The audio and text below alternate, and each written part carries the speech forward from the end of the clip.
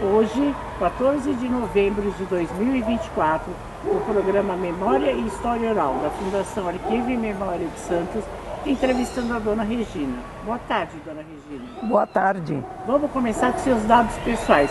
Nome completo, data de nascimento e nome de seus pais. Regina Lúcia Alonso Pérez.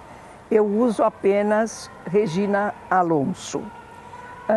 Data de nascimento, nasci 18 de dezembro, no mês que se aproxima. Em 1942, vou completar 82 anos. E o nome de seus pais? O nome dos meus pais, Isabel Paz Alonso e Luiz Alonso Garcia, os dois de naturalidade brasileira, mas descendentes de espanhóis. E a senhora nasceu aqui na cidade de Santos? Nasci aqui perto, na Vila Nova, percorri aqui todos esses lugares, conheço bem, e ali na rua Bittencourt, 285, próximo ao mercado municipal. Ah, sim. E vamos falar então um pouco da sua infância aqui. Como é que foi a sua infância aqui nesse bairro? Onde a senhora estudou aqui? Bom, eu estudei aqui pertinho, uma quadra adiante. Estudei na escola portuguesa, onde fiz muitas amizades e já desde o caminho para a escola, porque vínhamos a pé, com um grupinho de molecada e de mocinhas, meninas, meninotas, né? E eu acho importante também lembrar que eu estudei na escola portuguesa e meus irmãos todos, que éramos 7, e também lá estudaram, só a mais velha que estudou no Coração de Maria. Sim. Mas nós todos estudamos na escola portuguesa. E as brincadeiras de rua? As brincadeiras eram maravilhosas, porque a rua era um espaço não só de tráfego, mas era um espaço de brincar. Os caminhões eram poucos, carros praticamente quase nenhum, tinha ainda carroças também, muitos vendedores ambulantes. Mas a turma ocupava ali o leito carroçável, nós brincávamos, mas bom dia, Vossa Senhoria, lembra? Sim.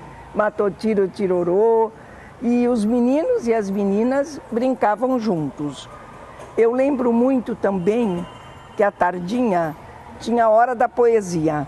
Nós sentávamos assim na soleira, né?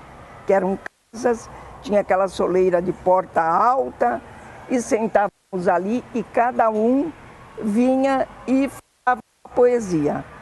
Tinha uma amiga que também morava ali, uma vizinha, e era interessante. Todo dia ela falava a mesma poesia do gado que vinha morto, sedento, e nós adorávamos.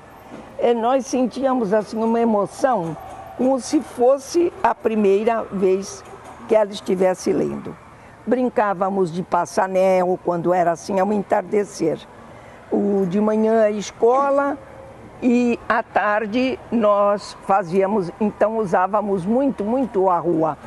E a rua também era um espaço de festas. Sim. Tínhamos ali o pessoal, tínhamos sírios, tínhamos japoneses, brasileiros, claro, tínhamos também alemães, italianos e convivíamos juntos, né?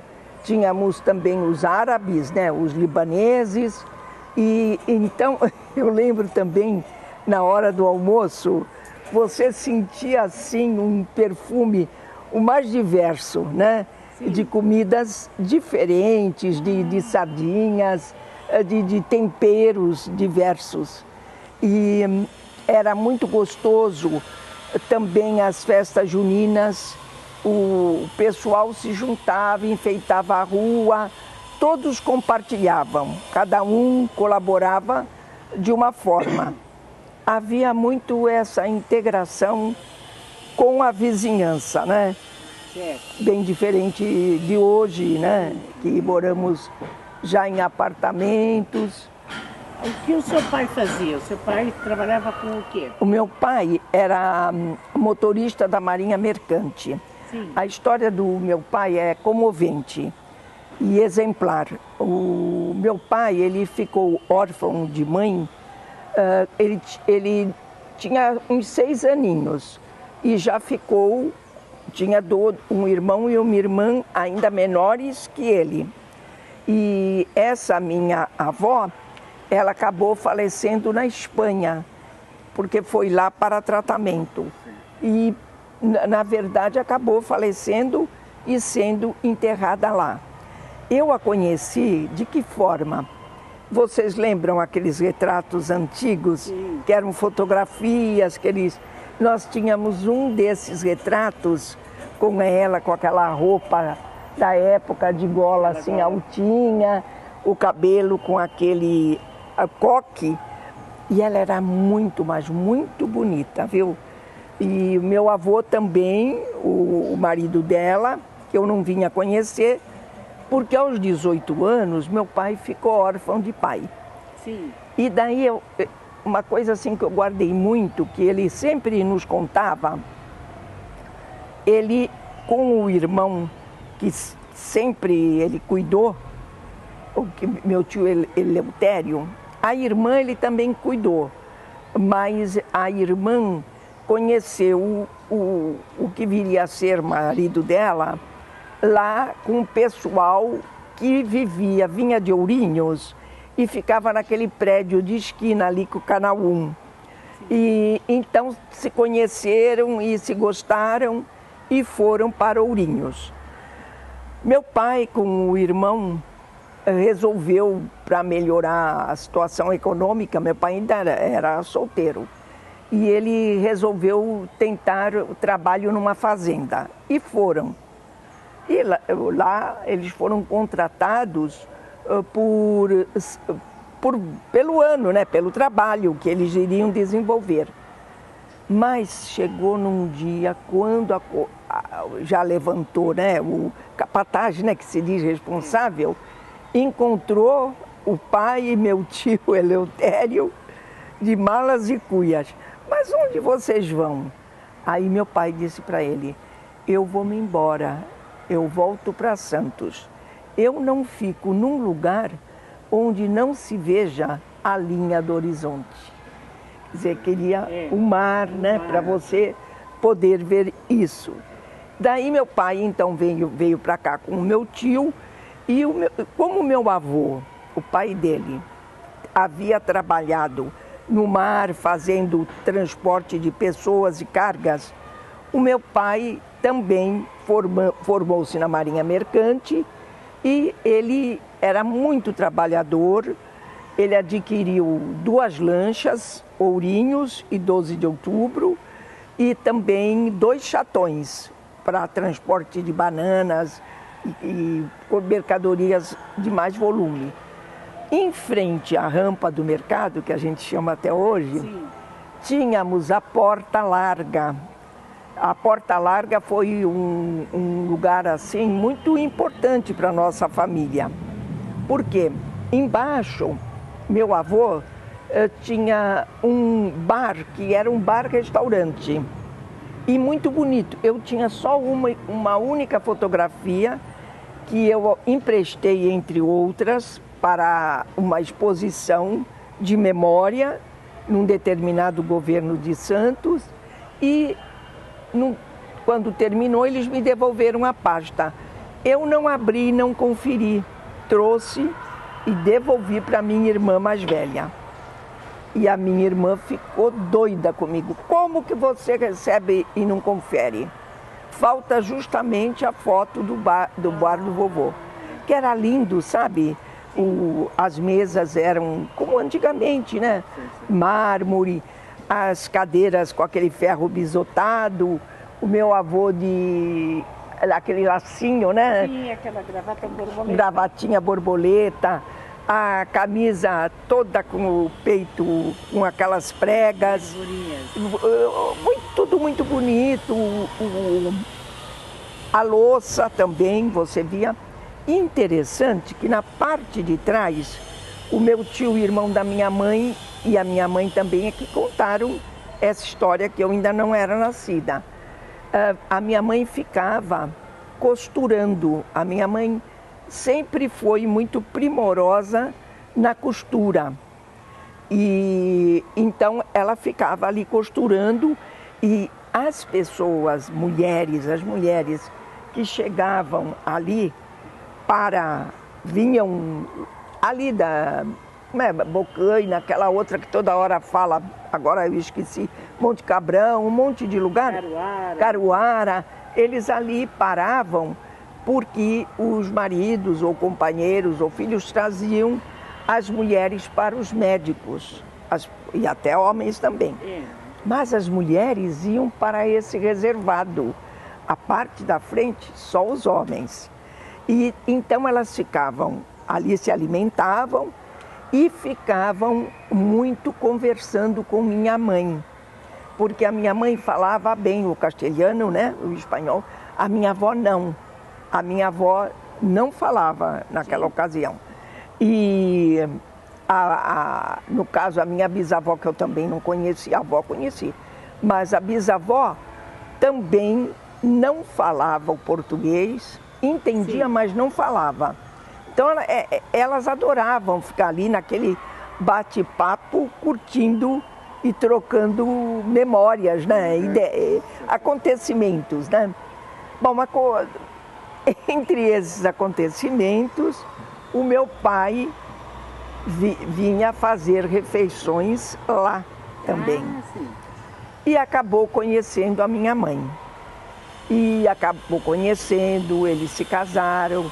Eu tenho a foto antiga do casamento deles, o casamento com várias damas de companhia, e também tinha não sei como chama, os que acompanham as damas de companhia, e todos de branco, gravatinha borboleta, aquela faixa, as moças todas bonitas, e um almofadão, assim, sempre punham, né, na frente de fotos antigas, um almofadão de seda. E a minha tia Carmen, que foi, assim, a última a falecer dos irmãos da minha mãe, eu tive, assim, muito contato com ela, depois que ela perdeu 2 filhos numa semana, foi muito triste, e eu fiquei, assim, muito ligada a ela, e nós quase toda tarde saíamos para conversar, tomar um café, e ela ia contando coisas que eu não sabia. E dessa foto, os que eu não identificava, ela foi me contando histórias. Sim. Essa era tal, essa era tal. Inclusive, teve uma que ela contou, eu fui anotando até na fotografia atrás, para não se perder, né?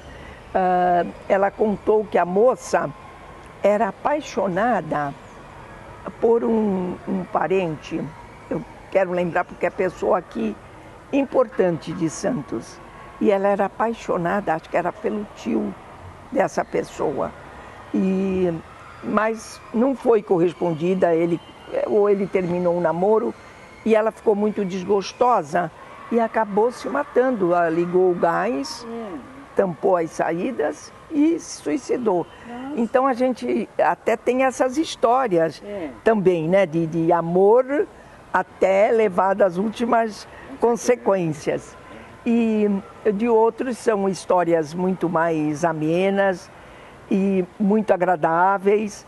Ali está meu tio Humberto, que também foi da minha de companhia, meu tio Alfredo. Esse meu tio Alfredo, ele depois, vejam, não tinha ainda vacinação contra a poliomielite, e ele ficou com um problema de paralisia só numa das pernas, tendo que usar aquelas botas altas. Não ficou numa cadeira de rodas, mas perdeu muito do movimento. Sim. E então tá tudo ali, né? Tudo registrado, pertinho. E eu lembro que esse tio, ele me chamava de Reginão, porque eu era alta. Para ser menina, eu era alta. E quando eu aprendi a ler aqui na escola portuguesa, eu lembro direitinho. e nós íamos encontrar com o paisano, que era um amigo da Argentina, amigo dos meus avós. E meu avô faleceu, mas ele continuou amigo da minha avó. E então nós chegamos, lembra aquela casa, tenho que me lembrar o nome, na esquina, grande, que vendia ferragens, louças. Mas aí, qual era a esquina? Aqui no mercado, com o mercado, tem a rampa do mercado, Sim. tem o mercado municipal, à esquerda. Ai, meu Deus, eu sei que daqui a pouco eu devo lembrar. Começava, o tio disse, ué, sua mãe disse que você já está lendo? Estou sim, tio, toda prosa, né? E ele, então, já lembrei a casa. Então, leia lá. Menina, mas a gente vê a cena, né? É. Tubarão, que era aquela casa Tubarão. E quantos anos a senhora tinha nessa época? Começou a ler com quantos anos? Eu comecei a ler, no meu tempo não se fazia jardim da infância. E pelo menos eu não fiz.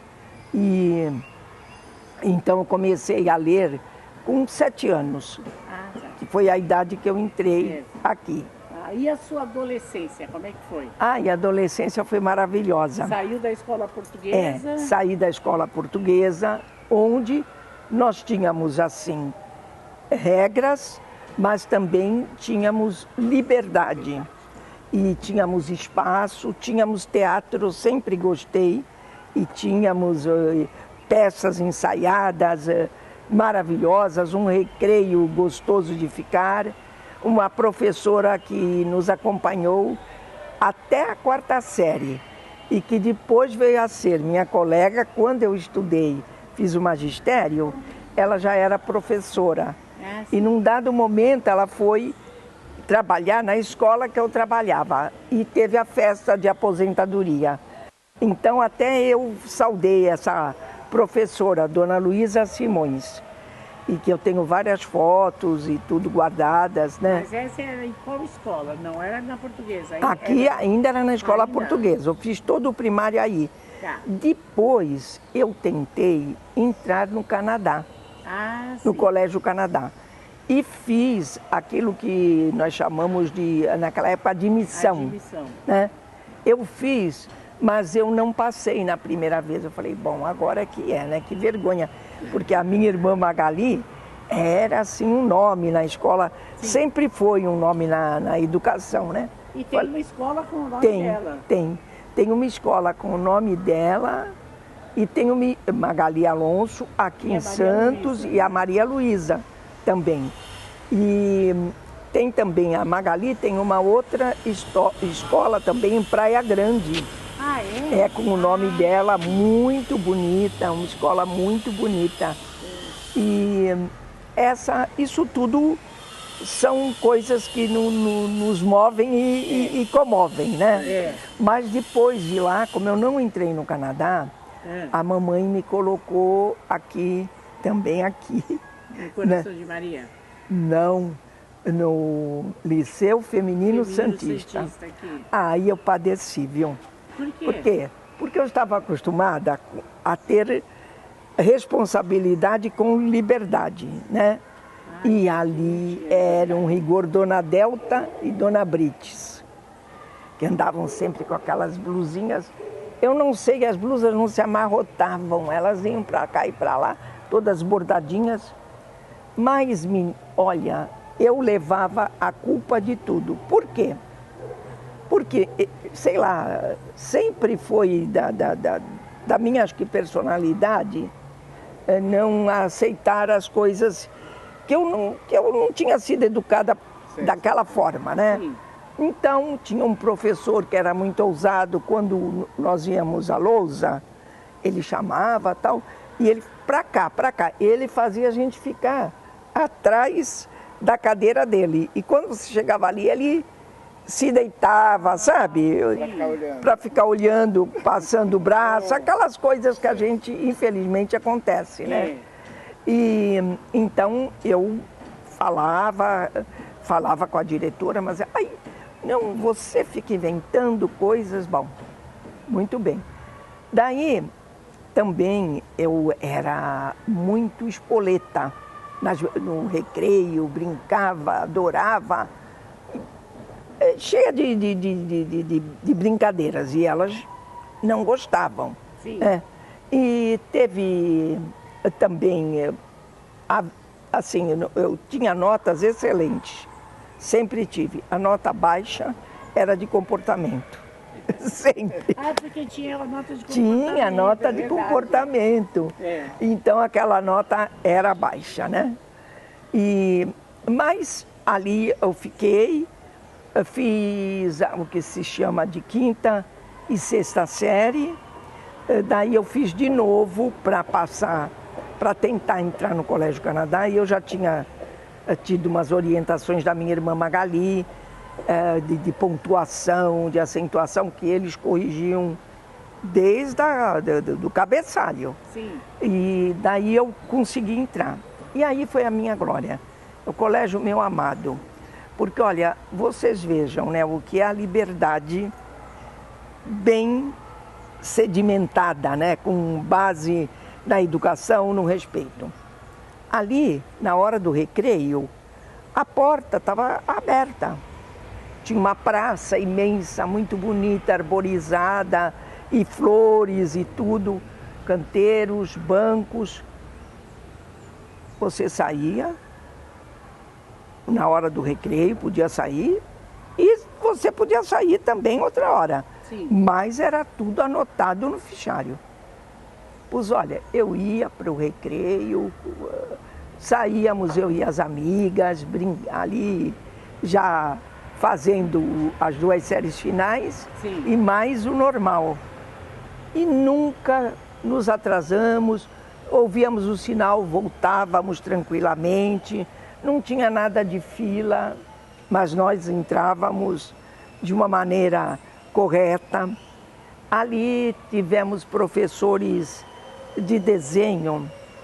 Olha, eu não desenhava nenhuma linha, mas com a professora de desenho era tão maravilhosa que nós aprendemos até a desenhar com as 2 mãos ao mesmo tempo. Interessante. E quando dávamos aulas, porque tínhamos que dar aquelas aulas, né, de prática, a gente usava a lousa, levávamos giz colorido, não tinha nada de imagem, não tinha essas coisas ainda, né?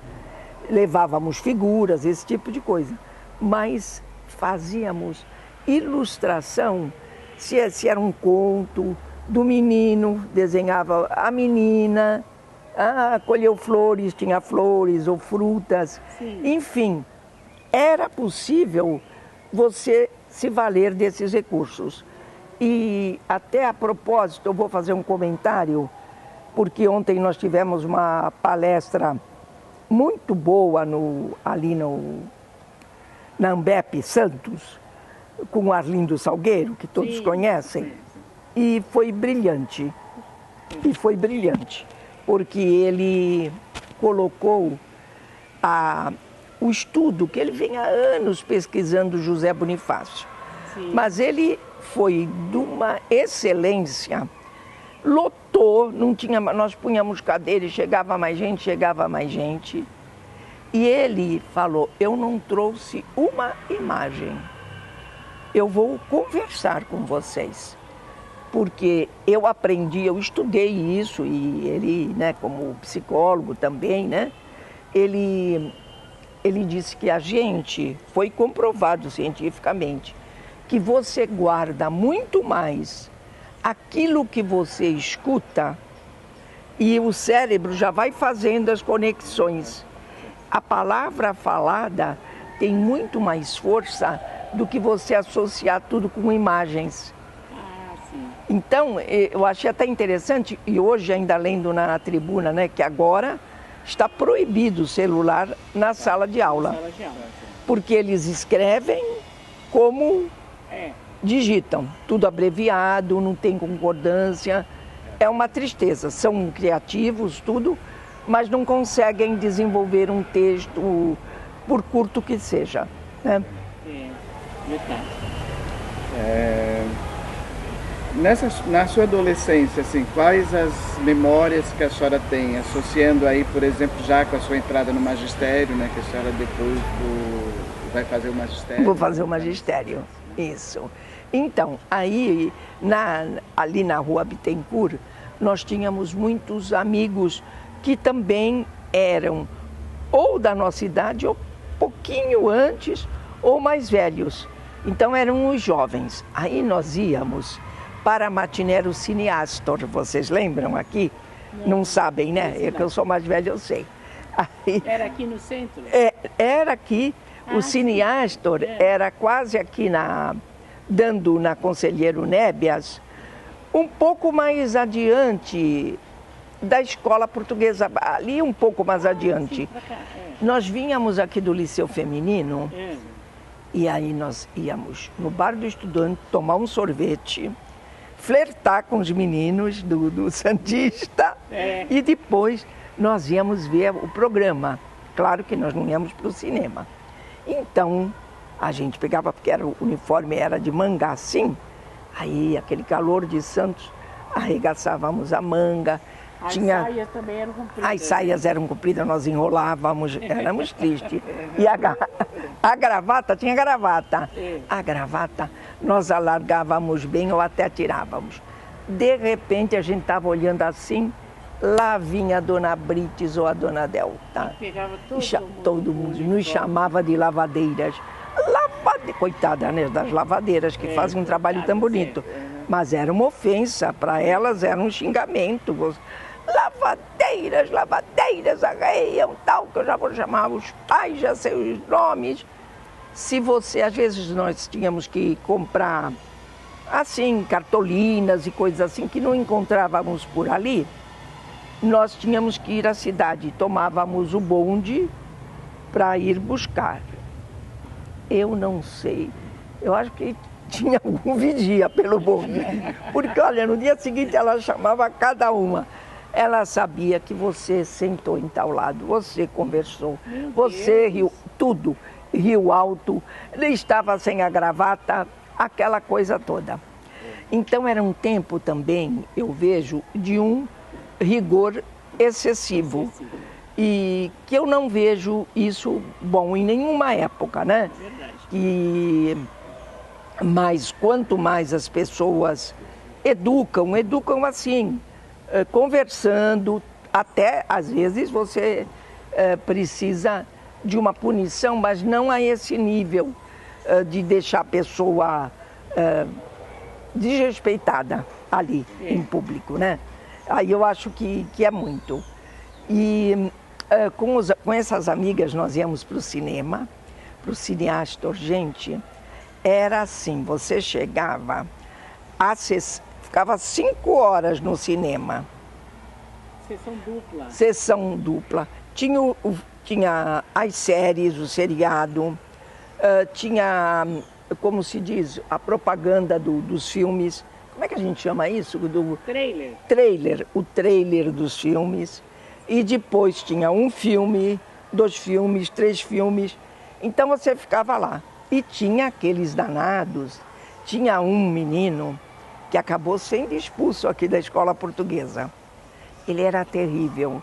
A escola portuguesa, no final do ano, fazia aquelas festas lindas. Ele, como era terrível, terrível, terrível, chegou uma hora que ele foi mandado embora da escola. Ele subia assim num telhado que dava para o pátio da escola. E ele era muito engraçado. E ele ficava fazendo graças, palhaçadas e desviava a atenção da plateia. Meu Deus, mas olha, olha cada coisa que a gente acaba, né? Vocês perguntam e a memória volta. E tínhamos também, que era muito bom na juventude, os bailinhos que a gente fazia na casa de um, no quintal do outro, não tinha dificuldade. De garagem, exatamente, né? A nossa casa tinha um porão alto, muito alto, e assim de pé direito, né? E tinha um espaço grande, um espaço de assoalho e um espaço acimentado. Então ali nós nos divertíamos que só. E tinha também os convites às casas dos outros. E outra lembrança assim muito grande que você perguntou da juventude, o meu cunhado, primeiro cunhado espanhol, marido da minha irmã Célia, que também era mais velha, ele adorava nos levar ao Centro Espanhol e Repatriação. E não sei se ainda existe. Existe lá na costa. Na costa. Ele era aqui. Ele era aqui. Ele era ali próximo do Paquetá. Ah, sim. Próximo do Paquetá. E nós íamos, até lembro que íamos a pé. E lá, então, gente, era divertido. Quando eles começavam a tocar, ai, como é que chama a música? Tananana, tananana, tem um nome esse ritmo da Espanha. Os espanhóis corriam para pegar as moças para dançarem, mas aquilo era uma coisa, parecia que o mundo ia se acabar, não sei. Então, às vezes, nós nos escondíamos na varanda, mas eles achavam. E lá íamos nós, dururu, e ríamos pra caramba, né? E a volta também era muito divertida. Vínhamos cantando, levávamos cada um à sua casa, assim, a pé, acompanhados a pé. E com muita diversão, né? Tinha também o caso, assim, já menina, adolescente mesmo. Nós gostávamos de brincar, já falamos na rua, e os meninos também. E tinha uma senhora uma senhora portuguesa que morava na esquina. E ela não queria barulho, ela não queria que jogasse bola. Se a bola caísse no quintal dela, a meninada moleque, ela cortava assim. E jogava depois os pedaços para nunca mais, né?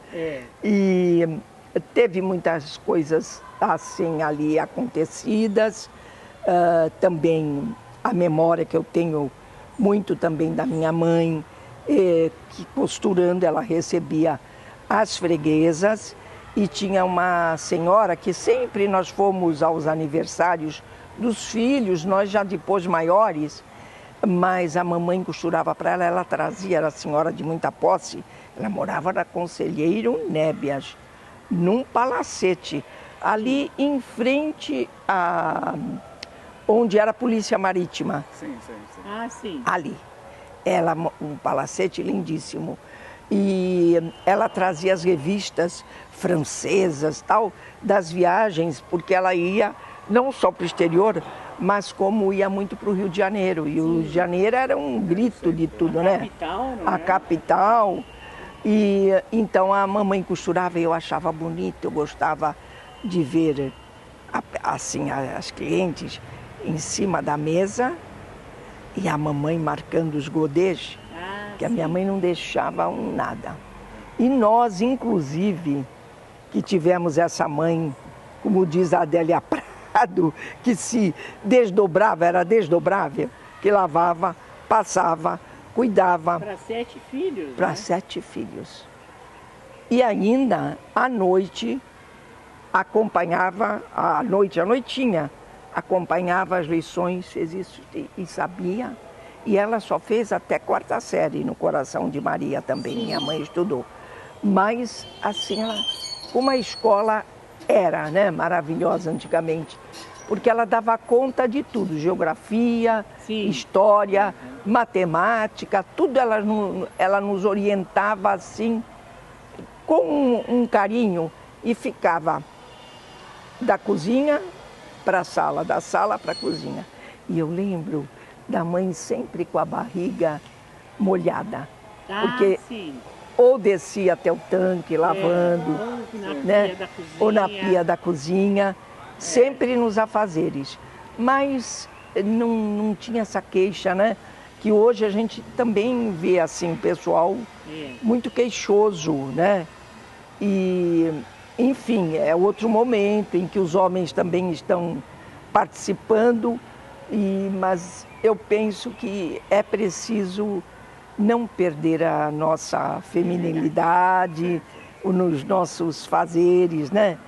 Porque os homens estão se tornando muito companheiros hoje em dia, né? Eu vejo assim outras famílias novas em que o homem ajuda, troca fralda, olha o bebê, às vezes a mulher... Exato, levanta de madrugada, não que ele vá só fazer isso. Mas enfim, acho que o companheirismo e o amor permeia tudo, né? Aí a senhora saiu do Canadá e entrou no magistério? O magistério eu fiz lá no Canadá. Ah, tá. Aí eu fui dar aula. Eu fiz concurso para a prefeitura de Santos. Entrei, antes do concurso eu me inscrevi como estagiária. Sim. Ia, dava aula quando faltava o professor. E quando não faltava, a gente assinava o ponto e voltava para casa. E no dia que o professor faltava, a gente substituía. E depois teve o concurso, daí eu fui nomeada na prefeitura de Santos, e daí eu fiquei anos trabalhando como professora. Sim. Fui professora Pode falar. Então, eu fui professora em várias escolas municipais, subi morro, desci morro, não tinha medo, ia para a Zona Noroeste, às vezes eu tinha onde matavam no matador, às vezes os bois fugiam, menino, queriam entrar no ônibus, olha, não era brincadeira. E bonde também, né? E são assim coisas quase que impagáveis mesmo. E mais assim na Zona Noroeste, eu trabalhei muito tempo na Escola Fernando Costa.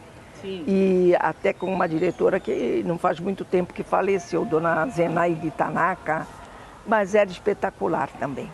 Porque e a Zona Noroeste estava começando né?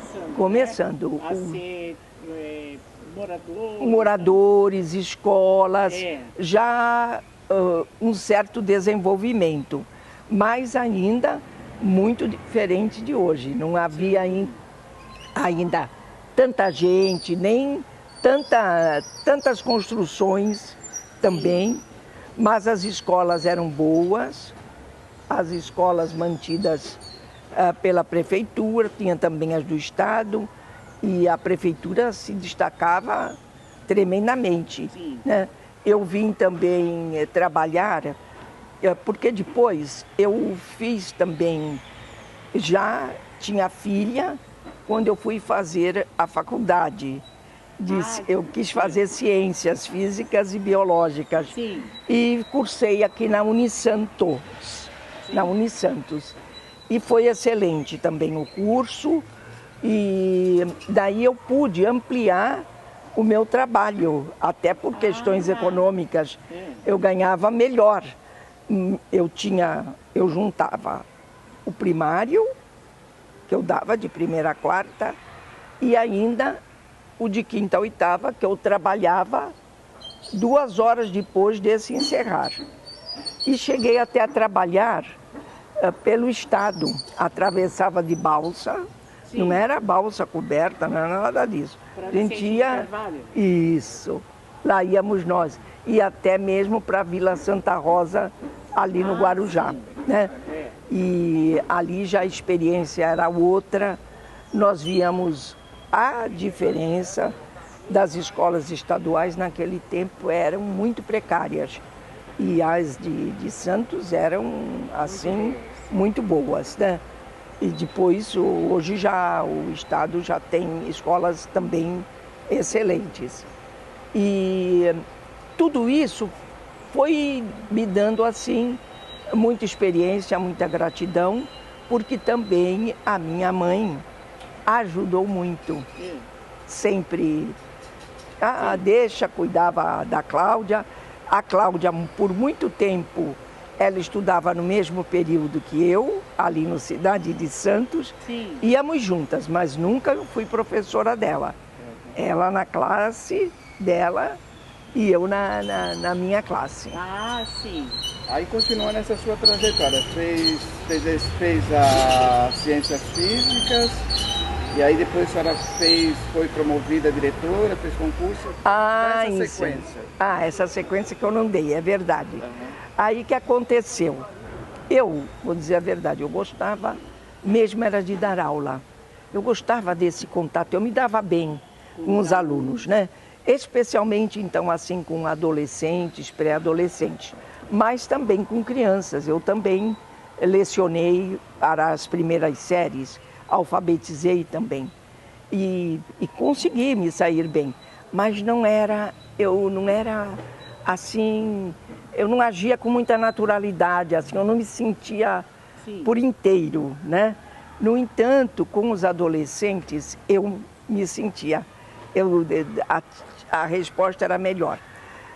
Mas eu acabei fazendo concursos, fiz pedagogia, fiz um curso que você ia, que agora eu esqueci o nome da cidade, era em São Paulo, mas mais distante, em que você ia aos finais de semana.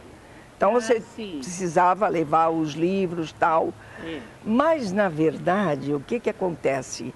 A base que eu já tinha recebido no Colégio Canadá e na Unisantos não me prejudicava em nada. Muito pelo contrário, me ajudou a conseguir fazer a pedagogia voltada para a orientação educacional, para também a coordenação pedagógica e para a administração, assistente de diretor e supervisão. O que eu menos gostei, não gostei, fiz porque a gente tem que ser sincera. Interessava a gente ganhar mais, precisava. Né? Foi o que eu menos gostei mesmo, foi ser supervisora. A supervisora é difícil dela ter um encaixe, porque ela fica ali no meio, né? Entre a escola e entre a comunidade. E daí ela fica assim num balanço, onde é difícil a atuação, porque você tem que levar para a secretaria o que você está fazendo, claro. E às vezes nem tudo é compreendido claramente, não por não querer nem nada disso, mas às vezes é até natural que haja uma dificuldade, né? Porque não está próximo ali. A senhora lembra dessas instituições que a senhora foi coordenadora? Lembro. Posso falar um pouquinho?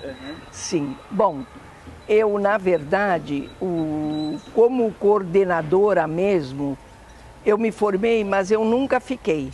Nunca tive. Eu fui orientadora, gostei, porque já tinha um contato com os filhos, né, com as crianças, com os pais, e se buscava, com a orientação, trazer esses alunos para um melhor convívio. Eram alunos mais problemáticos, no sentido, às vezes, de situação em casa. Por exemplo, nós tínhamos uma aluna que dormia, até que, trazendo os pais, eu descobri que os pais, eles usavam bebidas e até alguma droga, então a menina ficava, na verdade, esquecida. E buscamos com muita dificuldade a fazer esses pais, né, ou os responsáveis, que não eram os pais, mas também eram responsáveis, para ajudar, né, nesse trabalho. E a parte de direção, porque também assistente eu não fui, eu trabalhei nesses dois lados, que foi de ser a orientadora e a diretora. A direção primeira que eu peguei foi aqui no Lourdes Ortiz, mas eu padeci, Porque eu, no Lourdes Ortiz, eu tinha lecionado ciências físicas e biológicas de 5ª a 8ª série. Eu era amiga dos professores, mas quando eu me vi diretora, eu tinha que ter uma outra postura, né? E a coordenadora me trazia as situações de aproveitamento das classes. Tinha classe que eu brincava, era uma hemorragia, era vermelho de cima a baixo. E tinha muitos alunos que estavam reprovados já há 2, 3 anos na mesma disciplina. Aí eu falei, olha, gente, a gente tem que ver um jeito, porque o aluno, ele está fazendo o quê? Um 1º grau ainda. Ele não vai ser ainda um matemático, nem um físico, e é sempre nas mesmas matérias. Então, comecem a trabalhar, trazendo, sei lá, dando pesquisas isoladas, outros trabalhos, exposições, né? Montar objetos, desenhos, enfim, despertar mais interesse e também desenvolver um pouco, puxar esse lado que eles mostram mais facilidade para você chegar no mais difícil. E bom, daí foi assim, porque mas quando você era professora, você exigia. Aí eu falava, pega a minha caderneta, vê se tem essa hemorragia.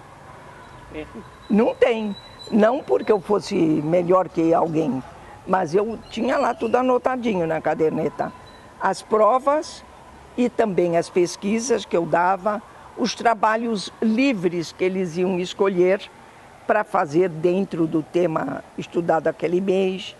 Eu dava experiência, levava objetos para podermos fazer. Tinha a horta da escola também, que depois fazia parte da merenda. No Lourdes Ortiz tinha, atrás da cantina, onde se preparava a merenda, tinha um terreno. Sim. E aí nós pedimos ali, né, para fazer uma horta. Podem fazer. E daí vimos as sementes, compramos as sementes, preparamos a terra e colhemos. Não foi a colher, mas colhemos alfaces, couves, aquela... Como é?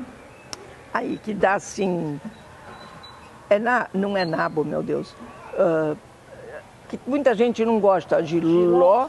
Tem o giló, que é o redondo, aquele comprido. Quiabo. E esse tipo de coisa. Tinha também um limoeirinho. E, principalmente para você, em vez de você ficar só discursando, põe a semente que cresce. Na prática. Na prática, né? Fica mais fácil. Naquele tempo, o pessoal ainda usava aquela cartilha beabá, beiabá, beie.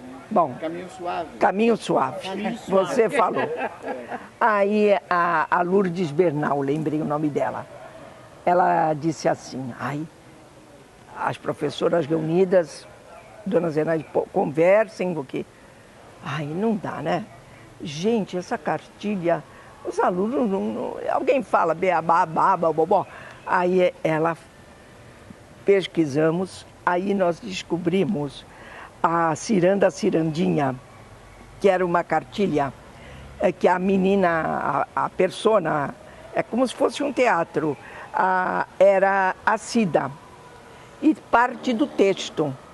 Então partia de uma história, e depois aquele texto vai se conversando, as crianças vão percebendo assim, a frase, a porção de sentido, até que chega na palavra já com uma intimidade sonora e mesmo do que ela significa. Sim. E dali você vai chegando até ela começar a escrever. Mas a nossa supervisora era uma pessoa antiga. Desculpa, esqueci. Era uma pessoa antiga e assim, e tinha outros problemas que eu não vou contar um fato, mas alguns outros problemas. Bom, enfim. E ela, quando veio à escola, logo no início do ano, assim, tinha 2 meses de aula, nós ainda estávamos na fase do aluno ler a história, guardar a história, a porção de sentido, a frase. Bom, ela chegou e não se conformava. Os alunos não estavam lendo nada. Aí a dona Zenaide fez questão de explicar, não é isso. Eles vão ler, a senhora volta daqui a 2 meses, quando a senhora voltar, a senhora vai ver. Eles já vão estar no livro, eu não acredito, não sei o quê. E deu queixa na Secretaria de Educação. Bom, a dona Zenaide foi à secretaria, enfrentou a crítica com argumentos, falou, não, olha, vocês aguardem, porque são professoras dedicadas, que levam trabalho para casa. A gente levava cadernos, levava tudo para fazer correção e estimular, parabéns, bonito, tal, ou então, ó, tenta caprichar a letra, escreva num lugar longe do pão e manteiga, para não manchar o caderno, aquelas coisas todas, né? Mas ela ficou bravíssima. Só que ela achou, você vê a pessoa assim, quando tem algum problema, não compreende. A dona Zenaide falou, elas estão fazendo isso porque a gente tem que cativar o aluno a partir de onde ele está, do meio, né? Você não vai falar porque não é assim que se fala.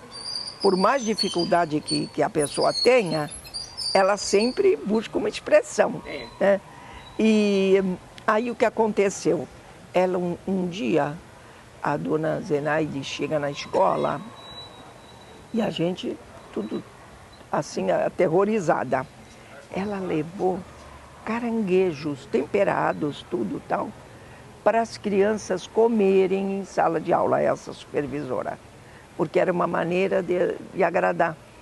Quer dizer, não era uma pessoa que a gente viu, né? Que tinha esses problemas sérios, né? E daí depois, acho que depois de um tempo, ela foi para tratamento. Mas isso acontece, né? Como é que se diz, de perto ninguém é normal, né? E mas, faz Regina, parte. Vamos falar agora da escritora. Pois não. Como começou a escritora? Qual foi Vou seu te primeiro contar. livro? Vou contar do primeiro texto. Tá. O primeiro texto eu tinha 13 anos. Ali estava no Colégio Canadá. Então, deixa eu fazer só uma ressalva. Pois não. Você acha, assim, que no final da tarde as poesias na Rua Bittencourt tem a ver. Tá. Tem tudo a ver. Sim. E a minha tia Celeste, eu não contei isso, mas tenho que contar. A minha tia-avó Celeste, que eu sempre digo que nós tivemos 2 mães, porque num determinado momento da vida que ela ficou viúva, então, e com dificuldades, a mamãe trouxe tia Celeste para casa. Certo. E a tia Celeste começou a nos banhar, a fazer as tranças nos nossos cabelos, e ela brincava. E eu aprendi a jogar aquele saquinho, o bafo e aquele saquinho, sabe, as pedrinhas? As pedrinhas, sabe? Sim. Na nossa casa, nós subíamos 13 degraus de uma escada de madeira e tinha uma porta de vai e vem de vitrais. E era lindo, a luz batia e tinha esse unhal. E nós sentávamos ali, a tia Gina, vamos jogar pedrinhas? Vamos. E com ela, nós jogávamos ali pedrinhas. E com a tia Celeste, ela contava muitas histórias. Nós não íamos dormir sem história. Lembra, ela contava da Branca Flor, que o príncipe chamava Branca Flor.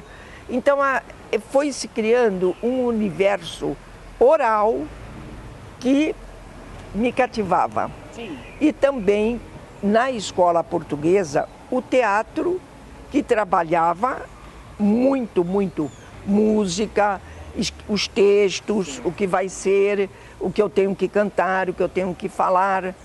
Bom, e daí, voltando ao primeiro texto, estava no Colégio Canadá, aluna, aos 13 anos de idade, aluna de português da dona Célia Zaragoza.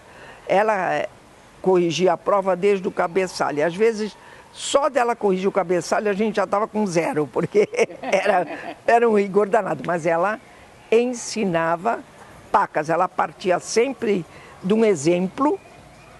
Ah, vou ensinar verbo. Ela não falava verbo é isso, não. Ela dava uma frase ou um poema curto e puxava ali a nossa atenção e nós acabávamos concluindo com ela o conceito. Bom, aí ela estava chegando o Dia das Mães e ela deu de tarefa para a gente. Bom, vocês vão trazer, nós estávamos trabalhando contos, textos pequenos, e então ela disse, vocês vão escrever sobre as mães. Tudo bem, tudo bem. Aí a turma trouxe os textos, ela foi chamando primeiro quem gostaria de ler, depois ela foi dizendo, vem você, para todos lerem. E quando eu li o texto,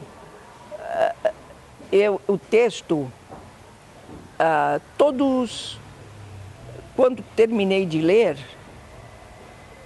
os alunos, os colegas, estavam assim com os olhos lacrimejantes. E a dona Célia disse, pois é, gente, isso é um texto poético. Eu nem sabia ainda naquela altura o que era poesia, um texto poético. E o texto eu lembro até hoje, que é curtíssimo. É assim, como é? Chove lá fora. Mãezinha, lembro-me bem, perguntava por ti à porta do teu quarto, onde não me deixaram penetrar, e me diziam que tinhas ido fazer uma viagem, uma longa viagem. Chove, mas é chuva ou pranto que molha meu rosto? Quer dizer, eu ainda tinha 13 anos, tudo, e estava perfeito, não tinha erros. E ela falou, olha, isso é prosa poética. Eu guardei isso. É interessante, né? Como tem... Eu fui lembrar muito tempo depois, quando comecei a publicar e me entusiasmar, porque a primeira publicação foi em que ano? Olha, qual era o nome do livro? O livro é assim, Ofício, em que eu trago, na verdade, o ofício de ser poeta. Esse livro, uma hora eu trago um para vocês, eu não tenho quase nada, porque a gente... São mais de 30, né? São mais de 30 livros. Entre tudo, entre nossas poesias de linha brasileira, muito haikai também. Agora também eu estou me dedicando ao tanka, que já é uma poesia um pouquinho maior que o haikai. Assim, esse é o que? Tanka, também de origem japonesa. Agora estou mais dedicada para esse lado do Oriente, porque eu tenho uma ligação, como eu te falei, muito grande com os japoneses, porque brincava na escola, tinha vários alunos, íamos à casa, eles tinham o altar em casa, e eu tinha aquelas plaquinhas também em homenagem aos mortos. Então, tudo isso, aquela coisa do incenso que eles acendiam, ficou na memória, né? Fica na memória. A família cuidando, às vezes os filhos querendo brincar, não, mas eu tenho que cuidar. Sou eu que tenho, porque naquele tempo ainda punham aqueles alimentos, né, que faziam. Agora acho que não fazem assim com alimento, não sei. Mas sempre há oferendas e há um ritual, né, a ser cumprido. Mas o que eu estava falando mais? Sobre as obras. A primeira, bom, meu primeiro texto foi esse. O meu primeiro livro, que foi esse ofício, foi assim. Eu fiz o livro, assim, fui escrevendo. Aí eu falei, olha, meu Deus, acho que eu vou juntar isso. Aí eu peguei e tinha uma editora, daqui a pouco eu lembro o nome. Essa editora fez um concurso para publicação de livro.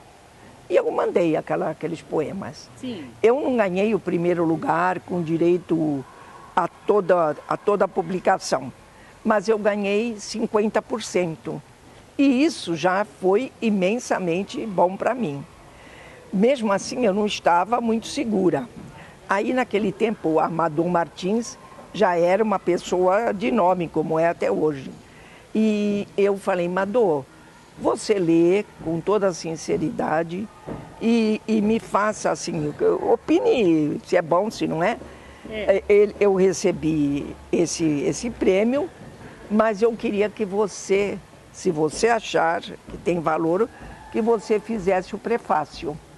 E ela foi assim, eu fiquei chocada quando eu li, porque ela disse, Regina, esses poemas em prosa poética, em versos livres, ela falou, você lembra a Isabel, né, Allende, que escreve, ela citou a própria Adélia Prado, ela falou, Regina, mas está primoroso, e fez lá várias observações, e eu também uso do humor, eu trabalho assim, vamos dizer, eu menina, mas eu também na velhice, tem um poema lá bem curto, não é um haikai, mas é um poema curto. Ele diz assim, como é?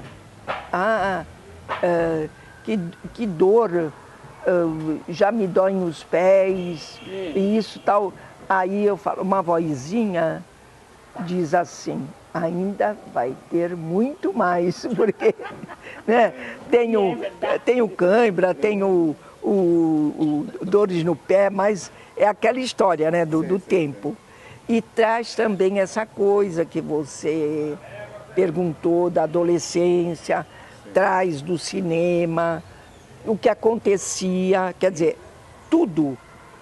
Não que tenha sido exatamente daquele jeito, porque quando você escreve, na verdade, você está ali se valendo, ainda que sejam fatos baseados na realidade, você se vale de uma escrita criativa, de uma escrita em que você usa também outras coisas que não foram bem assim, vamos dizer, para que fique alguma coisa ao gosto, né, literário, para que o leitor seja cativado e você consiga se expressar, né? E existe uma oficina de haikai, não é? Existe. Olha, é assim, o haikai começa quando vem os japoneses e sempre o japonês pratica os poemas, na verdade, num coletivo. Sim. Começam os primeiros poemas cantados e geralmente era na situação de uma conquista amorosa. Lembra como quando a gente na festa junina manda um bilhetinho, o Correio Elegante? Correio Elegante. Eles trocavam assim, esse tanka que eu te falei, que são 5 linhas e de sílabas poéticas, na verdade são 33, são 5, 7, 5 e depois 7, 7. Então é assim, 575, na verdade é de onde vai depois ficar o hábito de só fazer 575, que é o haikai. Sim. Né? E que fala da natureza e é objetivo. E essas 277, elas já tratam do sentimento. E daí é que está o tanka, o conjunto disso. Sim. É o tanka. Aí você pode falar de morte, de alegria, de prazer, de tudo que você queira, saudade, tudo. Porque ele tem esse lado do sentimento. E o haikai não, tem o lado do que é assim, é aqui, agora é isso. Mais poético. Tá. Mais poético. E essas oficinas, elas acontecem? Elas acontecem em grêmios. Aqui em Santos, o primeiro grêmio foi onde eu também me iniciei. Foi no ano 2000. A Cláudia foi no Sesc, que um amigo dela convidou, e justamente era um haikaísta, ou haijin, se falar em japonês. Japonês, vá. é Haijin ou Haikaísta. E lá o amigo deu um livreto, e quando ela levou para mim, e quando eu li, eu fiquei, meu Deus, mas encantada, tão pouco, 3 linhas, e outra coisa, você lia aquilo, se desdobrava, sabe, em evocações. Aí eu falei, eu quero fazer isso. Aí a Cláudia falou, mamãe, liga para ele. Aí eu liguei, ele falou, olha, vai ter esse sábado. Olha, as palavras são essas, tal, que eu nem me lembro, são os quigos. Eu lá sabia o que era quigo, não sabia nada. Aí mas mesmo assim eu arrisquei. Ele falou, faz 3 linhas. Eu olhei mais ou menos o que tinha naquele...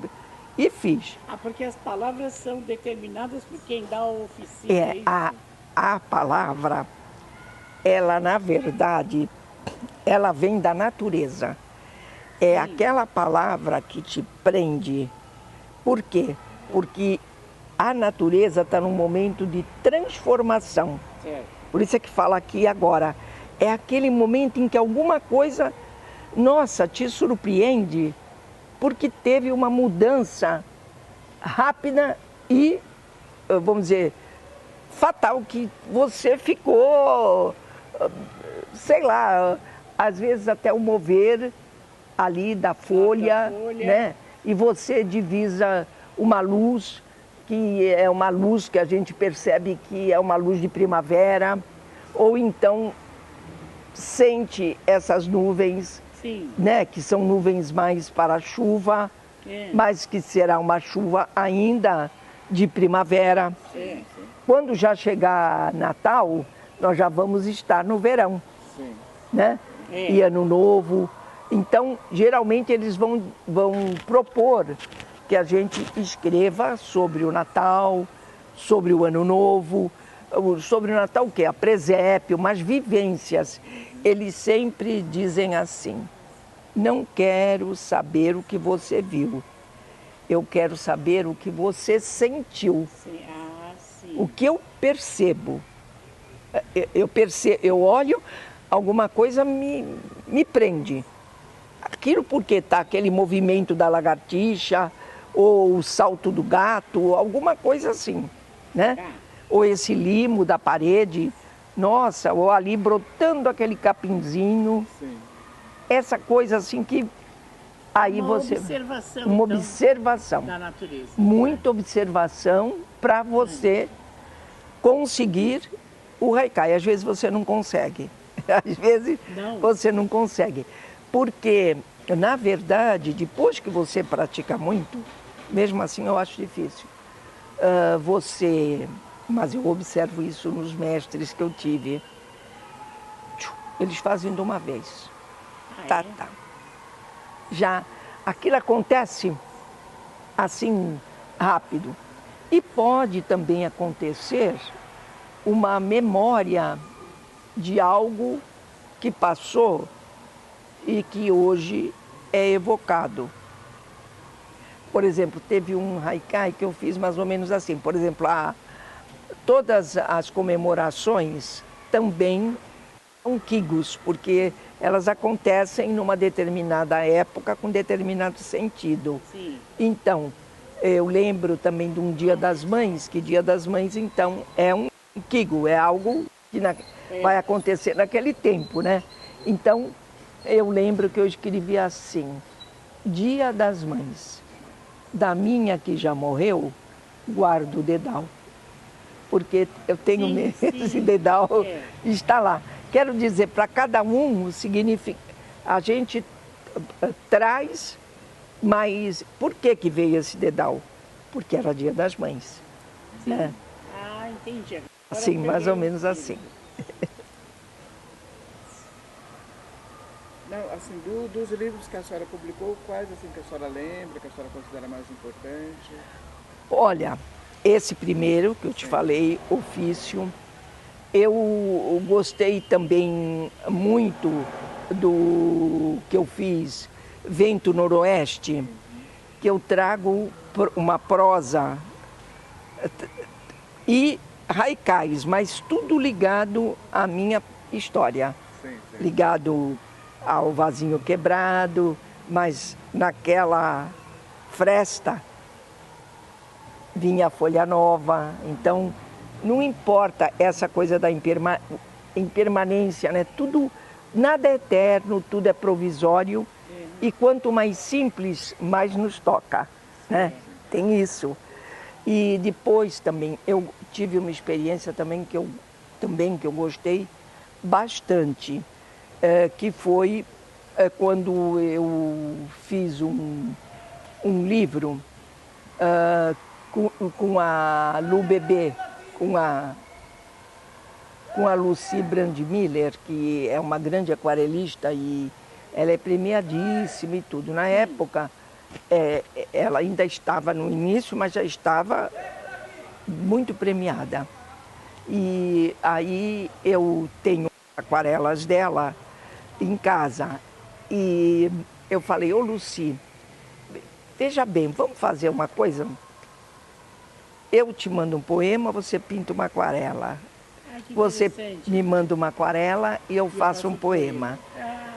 Esse livro eu praticamente não tenho, a maioria eu não tenho quase exemplares. Ele ficou muito lindo, porque ficou todo, ficou com as aquarelas dela e com poemas. São poemas, versos livres, ficou muito bom. Outro também que eu gostei muito de fazer, ele foi ilustrado pelo Di Renzo e foi lançado por pelos Caiçaras, pela editora, que daqui a pouco eu lembro o nome, dos Caiçaras. E ficou muito bonito, que também traz sempre o mar. O mar está sempre comigo. Sim. Já a Cecília Meirelles mesmo diz, né, que o mar é o eterno. Então a gente está sempre, esse mar, né, ainda mais a gente morando numa cidade assim, uma ilha, né? A gente está cercado de água por todos os lados, né? Então, a gente é atraída por isso, né? E como que surgiu a ideia? Nós somos lá no Café no Lançamento, a Thaís, você e a Cristina fizeram sim. Do Porto. Do Porto. Como surgiu essa ideia? Essa ideia foi assim. A Neide Nagai, que ela é a organizadora da parte literária no Bunkiô. O Bunkiô é uma instituição em São Paulo, na Rua da Liberdade, que guarda a memória da imigração. E tem um museu maravilhoso que ocupa 3 andares. Você leva um dia inteiro e tem que andar depressa. E eles têm um salão para as festividades muito bonito, aquele gostinho mesmo japonês, os bambus, mas tudo lindo, a rampa de subida. E ali eles fazem os eventos. E então a Neide escreveu: oi, Regina, tal, conversando, tal, ela, olha, que tal fazer? Por que vocês não fazem uma releitura dos 3 poetas em Minase, que é um livro considerado assim, uma obra maior da literatura japonesa. Ele foi escrito no século VII. Quer dizer, nós tínhamos que atualizar, trazer para o XXI, trazer escrito de que maneira? Eles eram 3 homens, 3 poetas, e estavam reverenciando Gotoba, que era um homem das letras e do político também, e que adorava justamente esse, como é que se diz? Esse mosteiro. Esse não é mosteiro, mas daqui a pouco eu lembro. De Minase. Sim. Era onde ele mais gostava de frequentar. Então eles resolveram, 3 poetas japoneses, fazer uma composição encadeada. Como é que é encadeado?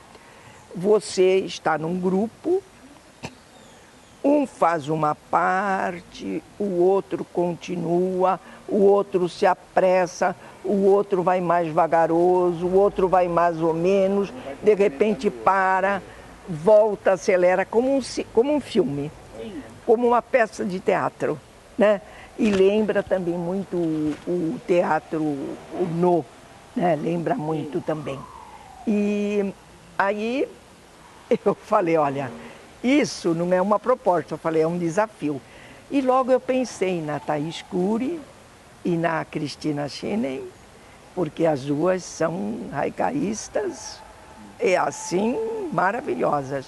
Sim. Bom, e daí começamos e nós falamos, vamos fazer então agora 3 mulheres, escolhemos a cidade de Santos, o Porto, na dificuldade de estarmos, porque leva tempo, toda hora nos movimentando para lá, e também que iríamos, o local melhor para nós ficarmos seria a Bolsa do Café, mas chega uma certa hora que fecha.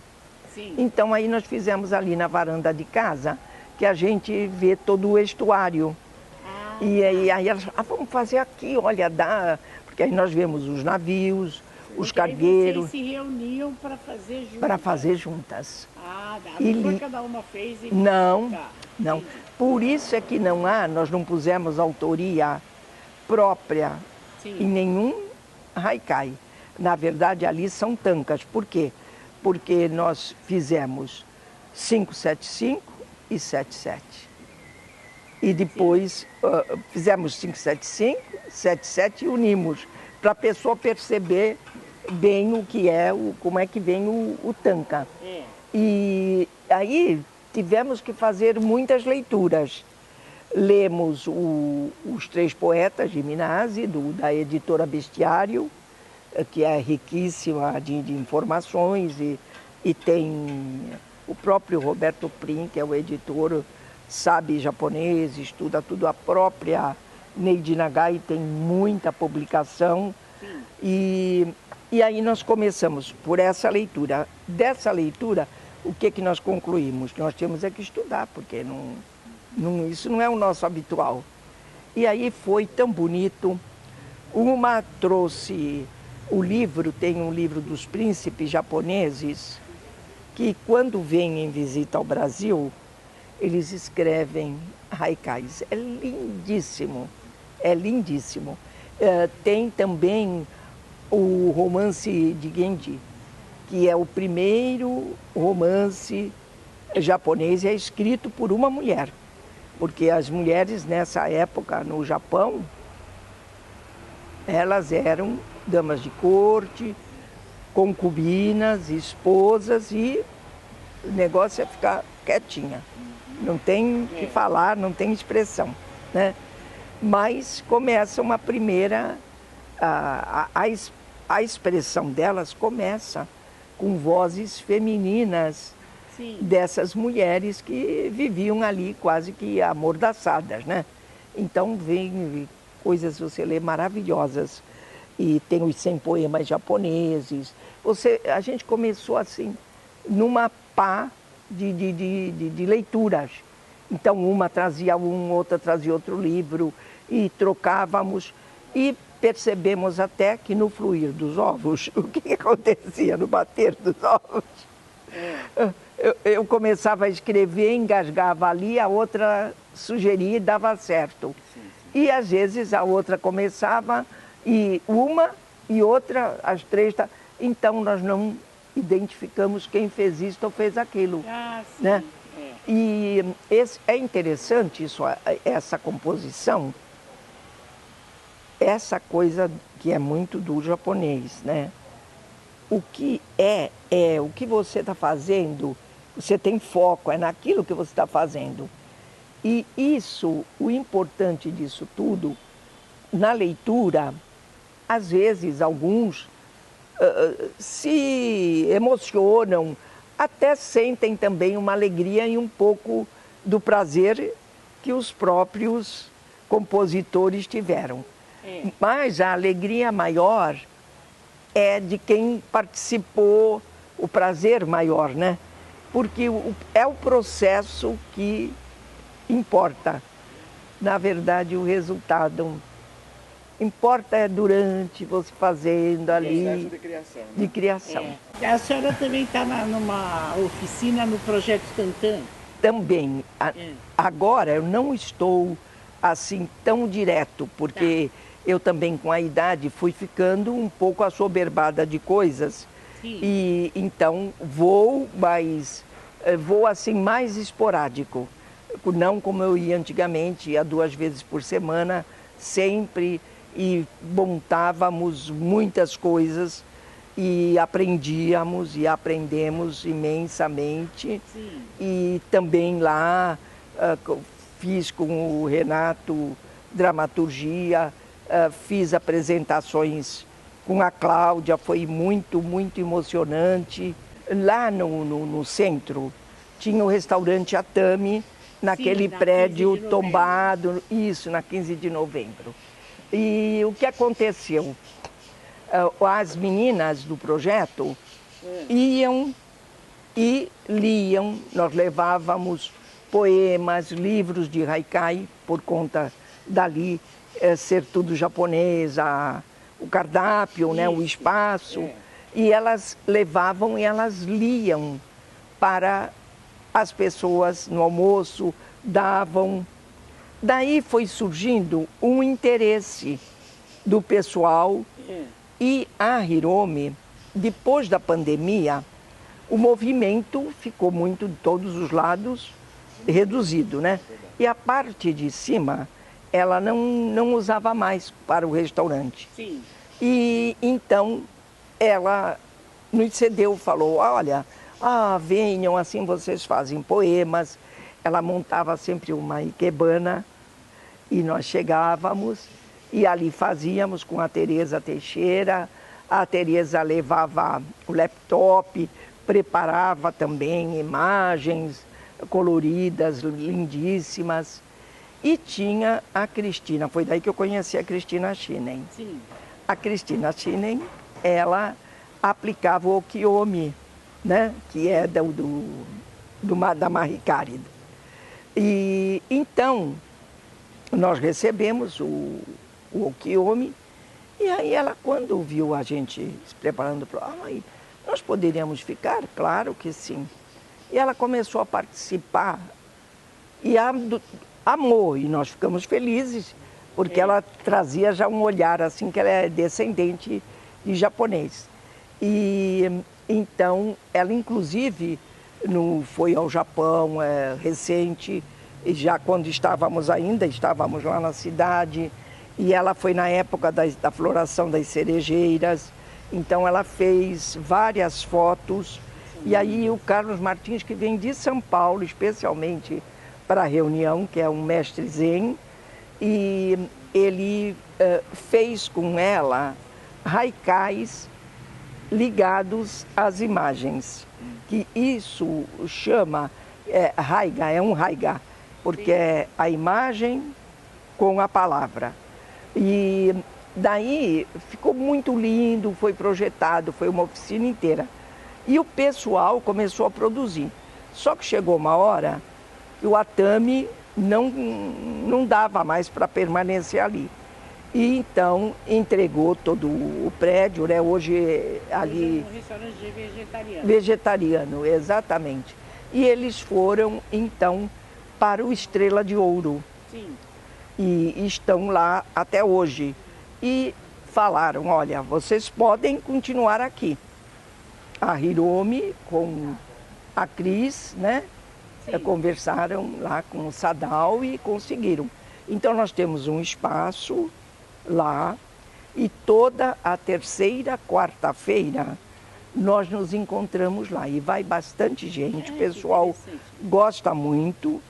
E desses encontros também nós fizemos livros artesanais, muito bonitos, delicados, mas bem... Mas esses encontros são para vocês fazerem os haikais ou vocês leem e o público pode participar? Não, o público pode e deve participar, porque nós fazemos assim, nós escolhemos em cada estação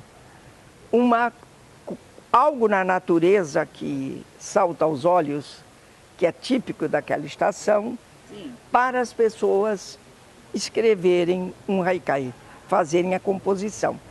Nós já enviamos antes, as pessoas fazem em casa. Sim. E trazem esse haikai e mais um também da estação, mas que elas escolhem a palavra que quiserem. Por exemplo, agora vai ser Natal. Tá. No Natal nós antecipamos, por conta das festas, para o dia 11. Então, o que nós pedimos? Um haikai com presépio, com a palavra presépio, mas esse presépio sentido, né? Vivenciado. E também um haikai de ano novo, de ano bom.